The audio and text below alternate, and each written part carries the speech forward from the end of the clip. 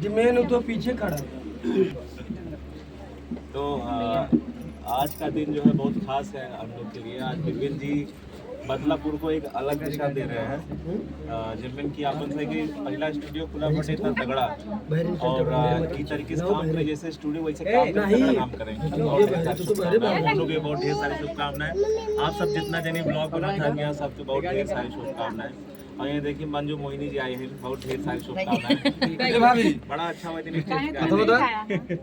ये वाला हां ये आओ खड़े तो दिखाते कि काम करवाइए आता पकड़ के वैसे छोड़ के कदम दिखाए तो नहीं भैया का करे बाढ़े हैं ही नहीं रही बाढ़ होते तो भैया बहुत बहुत धन्यवाद। और विपिन भाई बहुत बहुत बधाई, ढेर सारी बधाई मेरी तरफ से।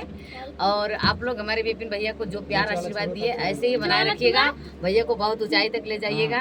अभी यही अनुराग भैया भी बोले, हम भी बोल रहे हैं, सभी लोग आशीर्वाद दे रहे हैं, लेकिन मेहनत से काम करना। नमः पार्वती पतये हर हर महादेव। ये बात चलो पहले